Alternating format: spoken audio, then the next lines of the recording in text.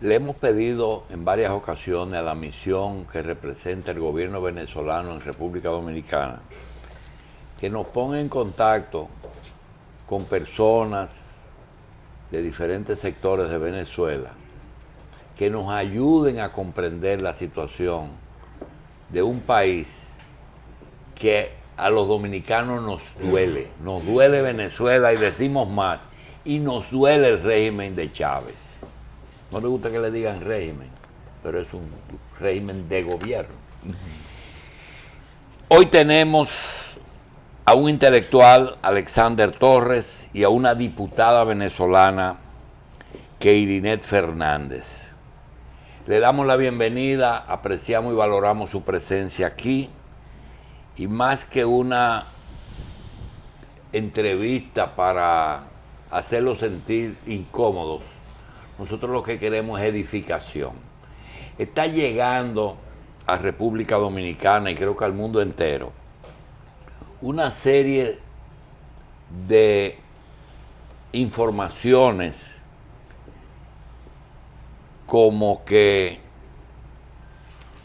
en Venezuela hay una dictadura,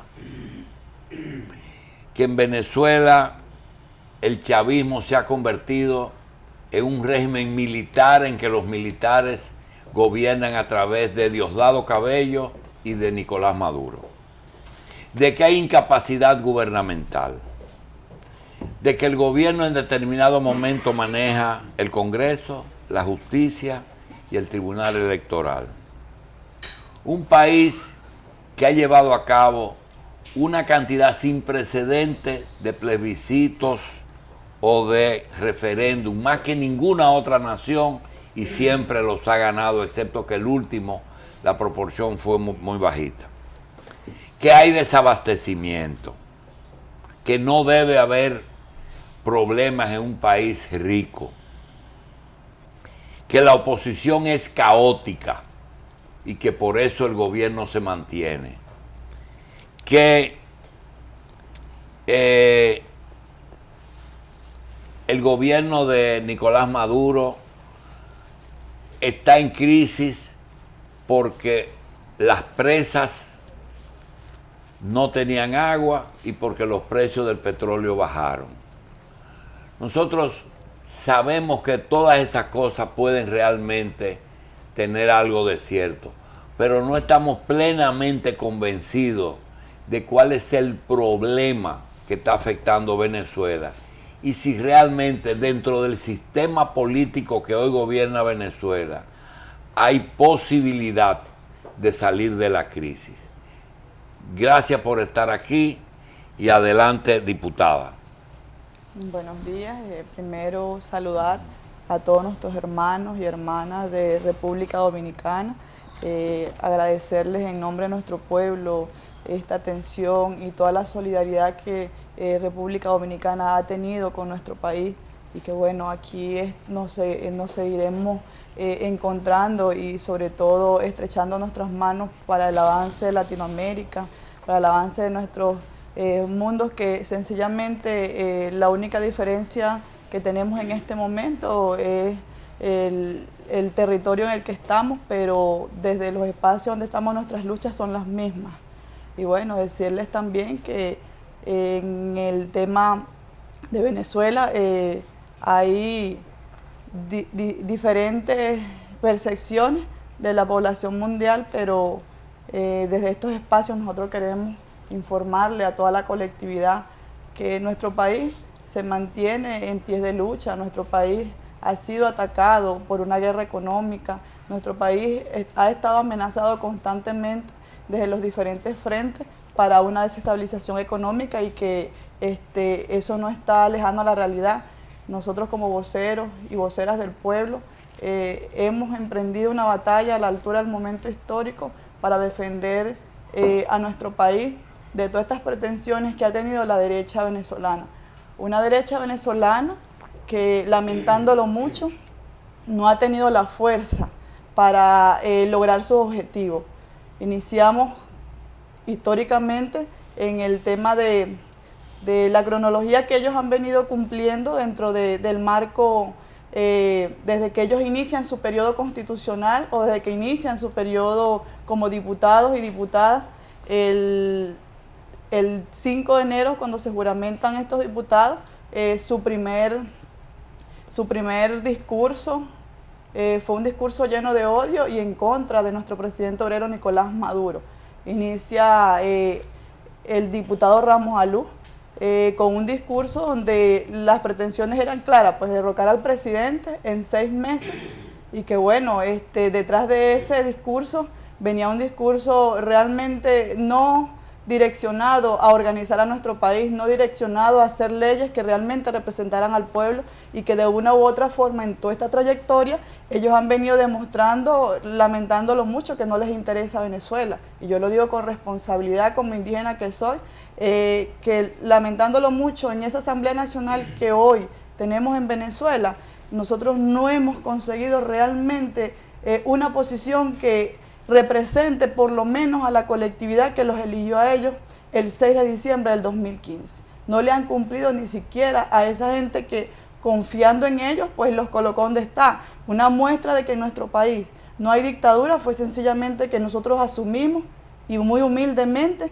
acatamos los resultados de esas elecciones del 2015 en diciembre. Y asumimos de que, bueno, que ellos tienen la mayoría en el Parlamento, pero una mayoría, lamentándolo mucho, que no ha sabido aprovechar los espacios, porque la prioridad de ellos ha sido sencillamente una ambición de poder que no los ha llevado sino al fracaso en este momento. Un fracaso que se ha demostrado poco a poco con todas las acciones inmediato cuando pronuncian ellos desde la Asamblea Nacional la solicitud de un referéndum revocatorio, donde no lo hicieron ni siquiera en el tiempo contemplado. Según nuestra Constitución, se debiese hacer un referéndum revocatorio, llamarse un referéndum revocatorio a la mitad del periodo de nuestro presidente obrero, si ese era el caso. Y lo hicieron ya después, no lo hicieron en enero cuando debieron hacerlo. Entonces, ¿qué pasa? Hay grandes contradicciones internamente entre ellos que, lamentándolo mucho, bueno, los mantiene cada vez más divididos, y esa derecha no se ha podido fortalecer. Mientras ellos no se fortalecen, nuestro presidente obrero ha seguido pues manejando todas las políticas de Estado, como lo establece nuestra Constitución, es un Estado de derecho, un Estado de igualdad, un Estado de justicia social, un Estado de inclusión. En el caso nuestro, propiamente como pueblos indígenas, vemos los resultados y los avances que hemos tenido en gobierno, sobre todo la participación protagónica que han tenido nuestros pueblos indígenas, la creación de un Ministerio del Poder Popular para los pueblos indígenas, donde la atención en el área social es fundamental, donde la atención en el área de educación es fundamental, donde la atención en todos los niveles para nuestros pueblos indígenas ha sido prioridad para el gobierno nacional. Entonces no podemos hablar de una dictadura cuando los pueblos indígenas se han convertido en nuestro país en la médula espinal del proceso revolucionario, en esa médula que ha hecho vida, y que cuando hay reconocimiento a lo más originario es sencillamente porque hay una gran sensibilidad y es sencillamente porque hay una gran humildad desde el gobierno nacional para atender a las clases que fueron oprimidas durante años.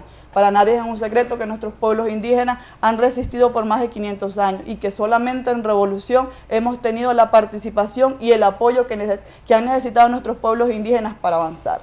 Nuestra participación en el Parlamento es una muestra clara de que nosotros tenemos voz y voto en Venezuela, y que en ningún momento desde el gobierno nacional a nuestros pueblos se les ha tratado de amordazar para no avanzar por los pueblos. ¿Cuál es la proporción? La proporción ahorita, bueno, nosotros en la Asamblea Nacional tenemos 3 diputados indígenas. Ellos no tienen ahorita... No, la proporción de oposición-gobierno. Oposición-gobierno, bueno, fíjate, ¿no? Nosotros ahorita, en el marco de los pueblos indígenas, si esa es la pregunta, te puedo decir con mucha responsabilidad que pueblos indígenas en un 99% ha estado comprometido y sigue comprometido en defensa de la revolución, porque hay algo muy fundamental. Amor con amor se paga, y uno es realmente en este sentido muy agradecido y muy consciente. ¿Y de la población venezolana qué porcentaje es indígena? Nosotros tenemos el 2,7% de la población venezolana. ¿Y el 99% está representado? Y el 99% está representado en este momento. El 99% hoy por hoy en los consejos legislativos tiene su representación indígena. en los consejos municipales tiene su representación indígena. La participación protagónica de nuestras mujeres indígenas en cada uno de los niveles de gobierno es realmente de forma de inclusión clara y precisa. Tenemos actualmente en el gobierno a una ministra del Poder Popular para los Pueblos Indígenas, joven también, líder de la revolución y que viene avanzando en pro de los pueblos y comunidades indígenas, orientado por las políticas públicas a atención de nuestro gobierno bolivariano. Vemos nosotros masivamente cómo se ha incluido cada uno de los planes y proyectos para la atención de nuestros pueblos indígenas. En el caso de salud, tenemos nosotros una dirección nacional de salud indígena dentro del Ministerio de Salud. No necesariamente nuestro gobierno necesita tener un espacio que netamente represente a los indígenas para que todas las fuerzas estén representadas en el Ministerio Indígena, no. En cada uno de los espacios, en los niveles de gobierno, los indígenas tienen su participación, tienen su espacio. Diputada, yo siento que muchas veces cuando hacemos el análisis de la situación de Venezuela, creo que los conductores del proceso, me parece que también es una debilidad de la izquierda en sentido general. Estamos buscando más el problema externo que los propios errores que uno ha cometido en el proceso de construcción y de transformación. Creo que es un elemento, porque fíjate, usted ha hecho una exposición y no ha admitido una sola debilidad. Todo ha sido éxito y logro. No, yo pienso que hay que revisarse internamente en qué se ha fallado, sobre todo Venezuela, que ha llegado a la situación en que está, con logros que han sido innegables. Pero hay una realidad latente, más allá de lo político, sí. Hay un aspecto económico importante y las propias, errores que se han cometido desde la conducción del poder. Sí, fíjate, gracias por la pregunta, gracias por la invitación, don Julio, en esta revista 110, que es un programa muy visto, muy conocido. Gracias desde Venezuela le damos por la solidaridad que en todo momento han mostrado con el proceso bolivariano, proceso que tienen mucha vinculación histórica, desde Bolívar, que llegó aquí por primera vez los padres del Libertador y después hicieron vida, después de Santo Domingo hicieron vida en Caracas, en la provincia de Venezuela, le damos las gracias. Tu pregunta es una pregunta de envergadura y para mí como intelectual es verdaderamente importante. Fíjate, lo primero que hay que decir es que el 8 de diciembre del 2012 el presidente Chávez se despidió del pueblo venezolano y del mundo. Y dijo dos cosas interesantes. Dijo, no faltarán aquellos que ante mi ausencia azuzarán las diferencias, azuzarán las contradicciones, para que los factores revolucionarios se dispersen y se disgreguen. Y además dijo algo que todavía ha generado mucho debate y discusión.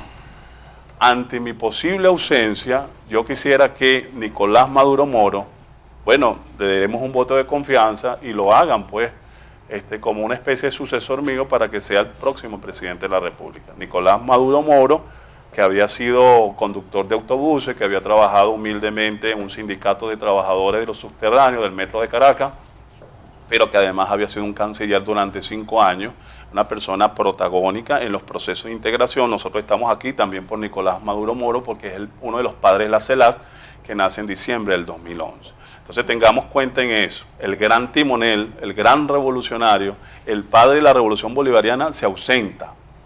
Y cuando el gato se va, los ratones hacen fiesta. Hagamos una ecuación sencilla. Si Chávez era el hombre que ganó 17 elecciones continuas, fue, digámoslo así, el invicto de la revolución latinoamericana y mundial, ¿qué va a ser los factores de oposición e inclusive los factores a favor de la revolución? Primero, los timoratos y asustados van a decir, bueno, en el peor de los escenarios, si Chávez no está, esto se puede venir abajo. Vamos a estar claros, Chávez es carismático, Chávez es el gran líder, Chávez es la figura. ¿Y qué van a hacer los enemigos de la revolución? ¿Qué fue lo que dijo el opositor de la derecha en ese momento? De una manera, digámoslo así, con cierto cinismo. Ya se le murió Chávez, acéptenlo, Chávez está muerto, dijo el señor Caprini Radonsky. Lo que estaba diciendo es que al muerto el perro, se acabó la malterrabia, hay otra era. Y entonces empezaron a jugar con la figura de Chávez y decir, Nicolás Maduro no es Chávez. Nicolás Maduro está traicionando la revolución bolivariana. Y ese discurso cala en los factores timoratos, chavistas, que todavía dicen que es ser chavista pero no madurista, y en la derecha que empieza a decir, bueno, Chávez en el fondo era bueno, Chávez en el fondo fue un gran revolucionario, le debemos mucho a Chávez, hay que admitirlo, pero Chávez se murió, entonces ahora vamos a una nueva época sin Chávez, tomando algunos elementos del chavismo y repotenciándolo con una nueva propuesta innovadora. Fíjense el discurso. Empiezan a tomar símbolos de la revolución bolivariana, empiezan a hablar de Bolívar, empiezan a usar la bandera, etc. Ahora bien, en este panorama, una vez que el pueblo de Venezuela deposita la confianza en Nicolás Maduro, que gana las elecciones en ese histórico abril, después de 7 millones de personas llorando, viendo el rostro de Chávez postrado en una urna, ¿verdad? Con el dolor y todo, fuimos a elecciones y la revolución es ratificada. Pero desde ese histórico abril del 2013, el presidente Nicolás Maduro no lo han dejado gobernar. Bien. Nosotros quisiéramos decirle que Venezuela ha sido una gran escuela para República Dominicana porque durante la dictadura de Trujillo, muchos dominicanos se exiliaron en Venezuela y regresaron con la escuela política de Venezuela. Eso es algo indudable y la solidaridad de Venezuela siempre fue notoria. Por otra parte, Maduro no es Chávez, eso está muy claro, que el mismo Chávez preparó eso.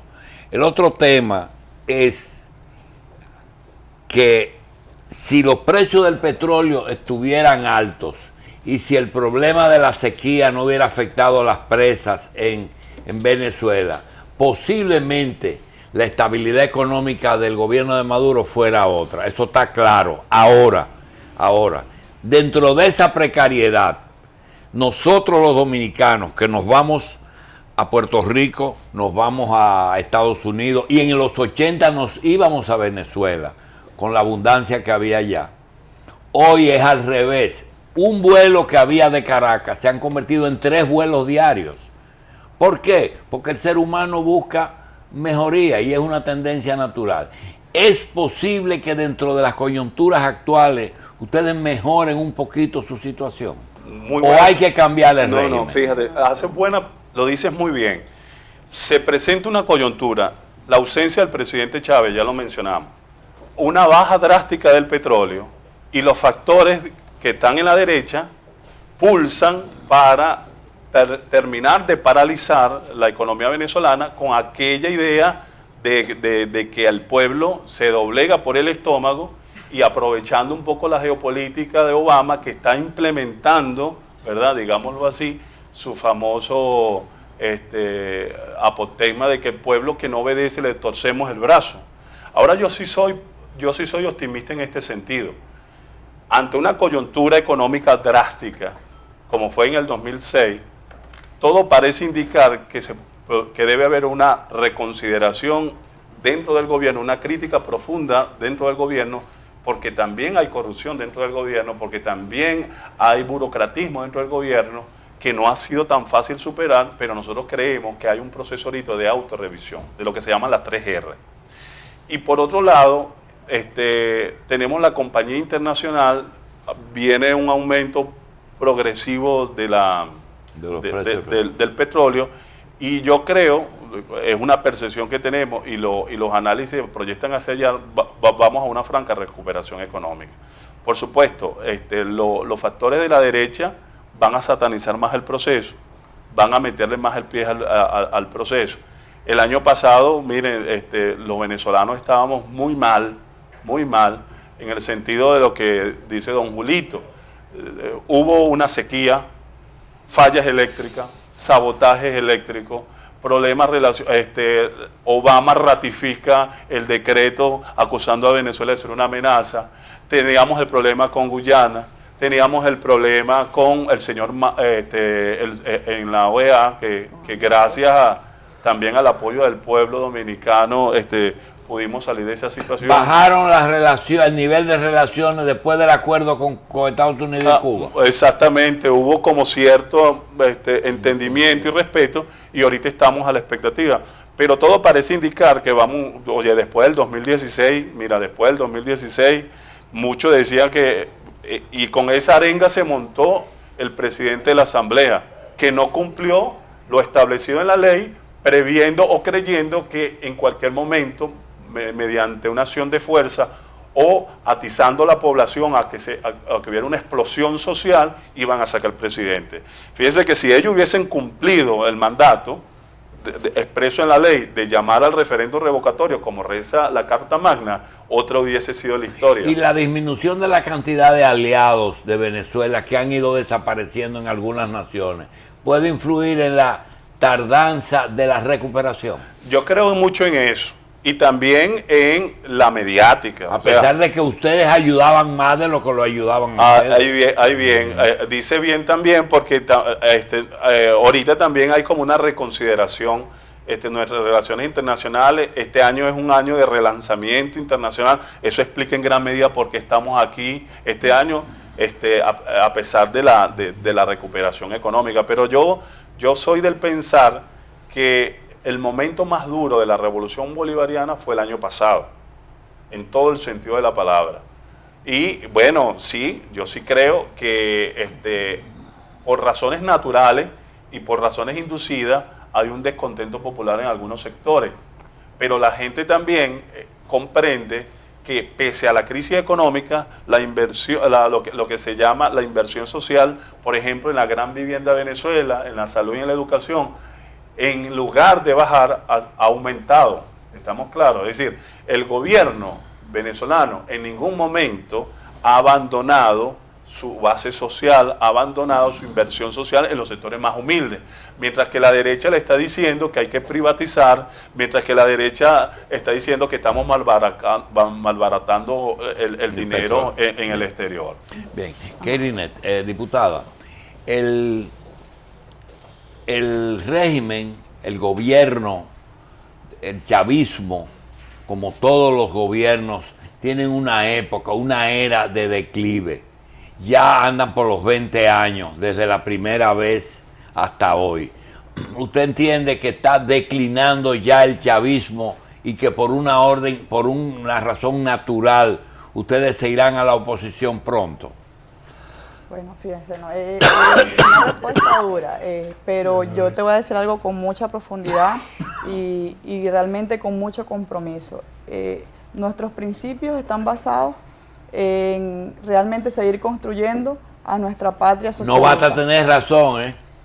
Ya va. No basta tener, es desgaste que estoy hablando. Sí, señor, así es, un desgaste grandísimo, pero fíjate, ¿no? Cuando yo te hablo del principio es porque nosotros nacimos en esta era, en esta generación y estamos realmente impregnados en que desde nuestra sangre, nuestras luchas, nosotros debemos mantener a la revolución porque es lo que realmente ha identificado a las clases más vulnerables, es lo que ha dignificado al sector trabajador, es el que ha dignificado a esa clase obrera, es el que ha dignificado al campesino. Entonces uno hace un análisis en el contexto y realmente hay más pobres que ricos en un país.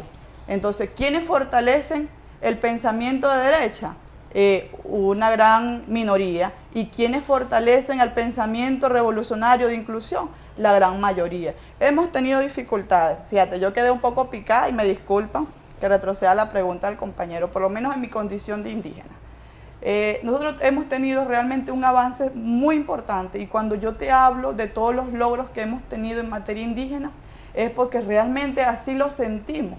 Que tenemos dificultades, sí las tenemos y no las podemos negar. Pero hay algo muy fundamental en esto, que también nuestras costumbres y tradiciones nos permiten a nosotros adecuarnos a la situación, porque nuestros pueblos de generación en generación han sido pueblos de guerras, de grandes luchas. Pero ¿qué pasa? Cuando hay una guerra económica en X país, en el caso de Venezuela, con todo este tema que tenemos nosotros en contra, los pueblos indígenas, mientras la derecha está motivando al fracaso de la economía de nuestro país, al fracaso de nuestras políticas, al fracaso de lo social, al fracaso de todo el ámbito, en el caso indígena, cuando yo hablo muy orgullosamente de todos los avances que tenemos es porque el indígena sabe sembrar, sabe cultivar, sabe dar la tierra, característicamente en cuanto al tema económico sabe pastorear, ¿sí me entiendes? Entonces es contradictorio que yo te diga en este momento que la situación económica nos está pegando un 100% cuando no es así, porque nosotros somos los que estamos arando en el campo y nuestros pueblos indígenas tienen cómo en este momento mantenerse. ¿Sí me entiende? Ahora, en las políticas de abastecimiento y en las políticas del avance social que hemos tenido, lo decía el compañero, nuestro presidente obrero no ha dejado realmente en ningún momento de seguir fortaleciendo el tema social, sí, que es lo que ha permitido que nosotros sigamos construyendo y es lo que ha permitido que nuestro pueblo, a cada posición que tenga la oposición venezolana en contra de nuestro pueblo, sale a la calle a defenderlo, porque ya no estamos en los tiempos de antes, donde tú te quedabas callado porque sencillamente había una imposición. No, ahora el pueblo debate, ahora el pueblo se expresa, ahora el pueblo defiende lo defendible. En este caso, bueno, nuestra revolución permanecerá y no estamos declinando porque yo por lo menos en lo personal no me veo siguiendo a la oposición. Pero si la oposición llega a gobernar en Venezuela, yo estoy clara que va a ser una perseguida política. Sí, pero hay algo. No se puede seguir echándole la culpa a Estados Unidos y a la derecha.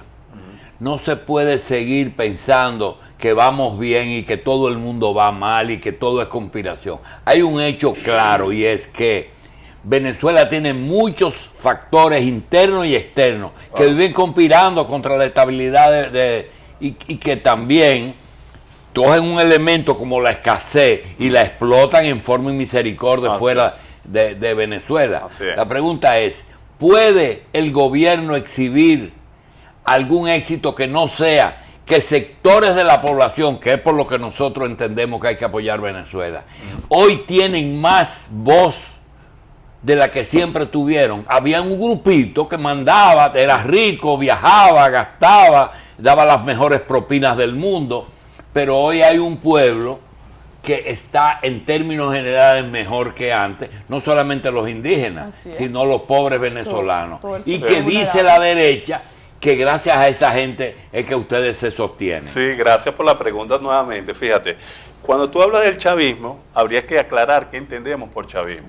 Porque el chavismo traspasa, y en eso la derecha se ha equivocado rotundamente, el problema del gobierno. O sea, cuando la derecha analiza el chavismo y cree que el chavismo es simplemente un conjunto de funcionarios que están en el gobierno, se equivoca de cabo a rabo. El chavismo ha terminado siendo en Venezuela una identidad política, porque el chavismo amalgama o resume un conjunto de aspiraciones, un conjunto de corrientes y un conjunto de paradigmas emergentes que están quebrando el espinazo a la concepción tradicional, opresora, capitalista.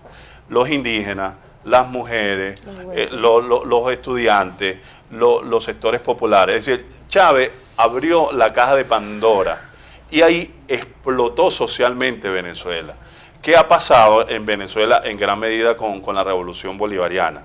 Que la revolución bolivariana ha sido un paradigma internacional, que la revolución bolivariana todo el tiempo se está renovando y que hemos politizado tanto al pueblo que el pueblo mismo comienza a exigirle a sus líderes en una coyuntura tan compleja como la que estamos viviendo, ¿estamos claros? Y ese pueblo no es el mismo pueblo y la derecha no lo ha entendido. Y parte del chavismo tampoco, no es el mismo pueblo. O sea, cuando Chávez llegó, donde había todavía había analfabetismo, y tenemos una Venezuela libre de analfabetos. Cuando Chávez llegó, que no llegaban a 300.000 estudiantes universitarios, hoy tenemos más de 2 millones. Entonces hay una clase social que se movilizó y ahora le está exigiendo a ustedes lo que ustedes le enseñaron. En gran medida es así. En gran medida es así. Y ese es un poco el costo de las revoluciones. En gran medida es así. Pero digo más. Pero además de eso, otro elemento que a mí me parece fundamental entender es que de alguna manera los pueblos que se educan terminan alcanzando un nivel de conciencia política que pueden criticar inclusive a quienes los ayudaron a salir del estancamiento, pero no se dejan seducir fácilmente por los supertureros de ayer que quieren embaucarlos hoy en día. La derecha está agarrando la bandera del chavismo y empieza a acusar la situación que está viviendo en Venezuela, pero no está diciendo las causas. ¿Por qué los venezolanos están saliendo de Venezuela? No es por el gobierno bolivariano, es exactamente por la derecha, por el cerco internacional y en parte también por la responsabilidad de algunos funcionarios de la revolución, porque tampoco es que es un dechado de perfección. El problema es más complejo. Hay algo que nosotros no sabemos. Ajá. ¿Cuál es la perspectiva electoral en ese país? ¿Cuál es la agenda electoral de ese país?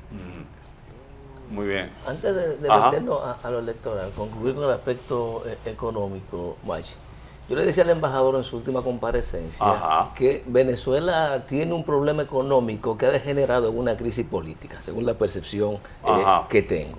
Pero además, no solo se trata de ideología. Muchas de las personas que hoy están en las calles son chavistas, y han sido beneficiarias. Ahora, cuando usted ve que se le está desbaratando los logros que usted ha obtenido y no ve alternativa, usted trata de movilizarse y eso no se puede penalizar. Eso es innegable. Criticar, eso es innegable. Perfecto. Pero bien, ya tenemos la lección. No supimos, digamos, aprovechar el momento del petróleo a buen precio. Imaginémonos que sube nuevamente el petróleo a 70, 80, a 100 dólares. ¿Va a seguir Venezuela sin potenciar la diversidad productiva para caer en la misma situación? Es una interesante pregunta. Pero fíjate tú algo muy importante, ¿no?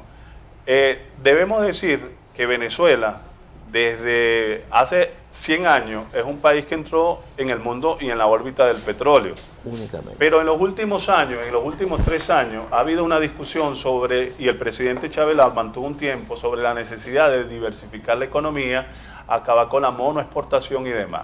Pero en honor a la verdad hay que decir que esa renta que ahorita satanizamos fue la que nosotros distribuimos durante 13 años y que acabamos con el analfabetismo, acabamos con muchos problemas. O sea, el problema del petróleo no es tan simple.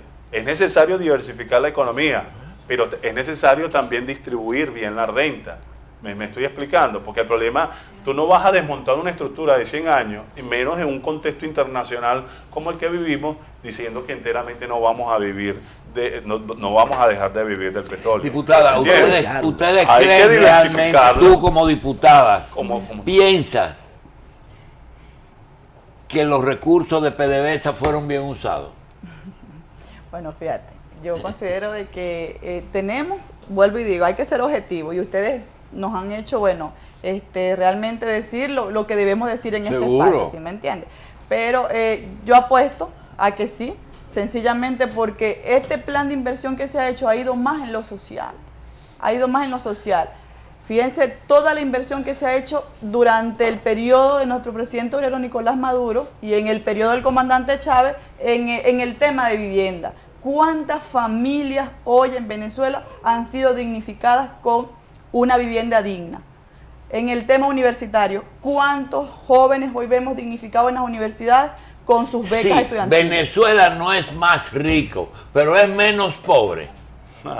Es menos pobre. Es una buena metáfora. Exactamente. No es más rico, pero es menos pobre. Es menos pobre. Es menos pobre. Y es más rica desde el punto de vista cultural y es más rica desde el punto de vista de la potencialidad del pueblo venezolano. Es decir, el pueblo venezolano despertó. Y cuando decía el doctor, le preguntaban, ¿no es que ustedes debieron prever no depender del petróleo exclusivamente? Lo que pasa es que... Porque ella decía Sí. que el indígena es pastor, pero sabe cultivar. hay una cantidad de Sí, tierra claro. que el 2% no puede suplirle Claro, comida al 90%. me estás haciendo acordar de Josué, de los 7 años flacos. Claro, lo que pasa es que es relativamente, es una pregunta de envergadura e inclusive la derecha se ha agarrado de eso, pero es que hay tantos problemas, poeta, hay tantos problemas, hay problemas asistenciales, nosotros tuvimos lluvia, tuvimos problemas de escasez, tienes que invertir. Claro, nadie es un pitonizo para saber que un petróleo que está en tanto pues, se va a venir abajo. Pero también puede ser una gran enseñanza. Pero es previsible a partir de la geopolítica. Uno tiene que aprender. Aquí, en este espacio, nosotros hemos entrado en un momento, bueno, bastante fuerte, pero ustedes lo decían, no todo puede ser bueno y debe hacerse una revisión profunda para nosotros poder rectificar en el tema económico. Bueno, si no cultivábamos antes, en este periodo nuestro presidente obrero está impulsando la producción nacional. ¿Sí me entiende? Está Sí. impulsando la producción nacional. ¿Qué se creó? Se creó el Congreso de la Patria.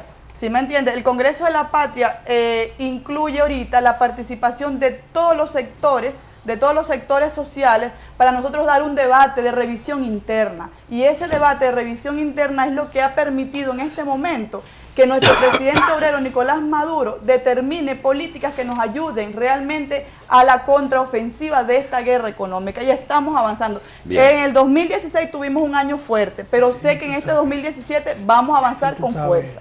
Se nos quedan muchas cosas, Ajá. que Irinet Fernández, diputada de Venezuela, y Alexander Torres, Yo intelectual. quisiera, con una Sí, palomita, adelante. don Julito, aquí. Bueno, invitamos, dándole las gracias al pueblo dominicano por la recepción que han tenido con nosotros, e invitarlos mañana al encuentro cultural de los pueblos por la patria grande en la Plaza Bolívar, mañana a las 7 p.m., mañana A martes A las 7 de 24. la noche, a en la las- Plaza Bolívar, Sí. Máximo Gómez con Mire, van a Bolívar. estar los guaraguaos, no Bien. se lo pierdan. Ah, ¿vieron? qué bueno. Es Qué una agrupación bien. que les va a gustar mucho. Bien. Señores, gracias. Gracias a ustedes. Esta noche en Coral la repetición de la participación de Alexander Torres y de Keirinet Fernández.